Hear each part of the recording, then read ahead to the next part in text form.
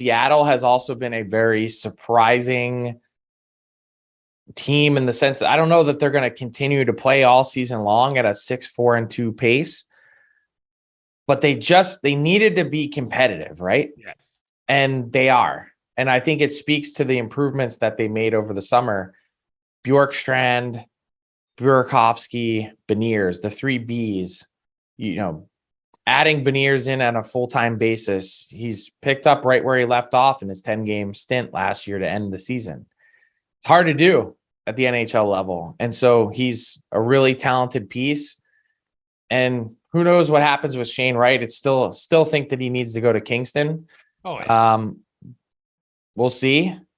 But they're in a spot where if Wright turns out to be any sort of dynamic piece to add to your team, if you can go Beniers Wright down the middle, you can start, just like you can see it coming together in Buffalo on their blue line, you can start to see it come together in Seattle. Well, and the other thing is, Bjorkstrand, he's got 6 assists, but he's only got 1 goal through 12 games. I think eventually he's going to start scoring, so that's going to help them even more. And I think Shane Wright, he did play more in his last game. I think Shane Wright's going to have the Alex Pietrangelo treatment. Right. Remember Alex Pietrangelo with the St. Louis Blues? 2 years, actually, his first 2 years. He stayed there for basically, a month and a half the first time and then 2 months the second year. Never played more than 9 games, practiced with the team, got an NHL paycheck for 2 months. And then he went to the World Juniors. I won't be surprised at all if Seattle has Shane Wright around the team. You know what? He's as some would say, well, he needs to play games. I get it. But you know what? He'll like the paycheck. He'll be around the team. He'll practice with the NHL team. He'll get into the odd game. And then I think he's going to go back to World Juniors. That's, to me, I think it's mapped out. It's pretty obvious to see. It's just a matter of, does he stay right till the end of November? Do they let him go home early? That's, to me, the only question. Yeah, I mean, I think that's fair. I still think he needs to play. Like, this is not a guy that utterly dominated the OHL. He just didn't. Agree. And that's if this was a 140-point player last season and you're saying there's truly nothing left for him to do, I would agree with you. I just don't think he was there, because if he was, he probably would have went number 1. Yeah.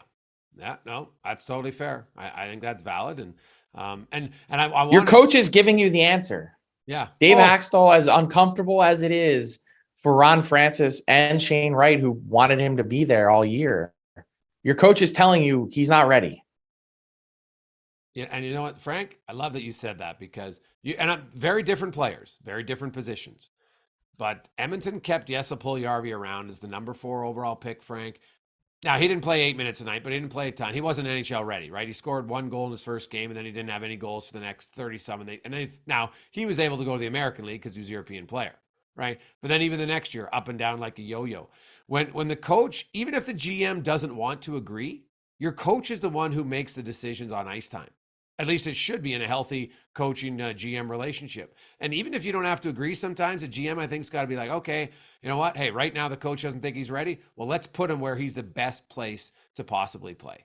And, Shane Wright, you could wait 2 extra weeks at this point and keep him in Seattle. I don't know if that benefits him, right? He's got his month-long paycheck. That's going to be fantastic for him. That's great.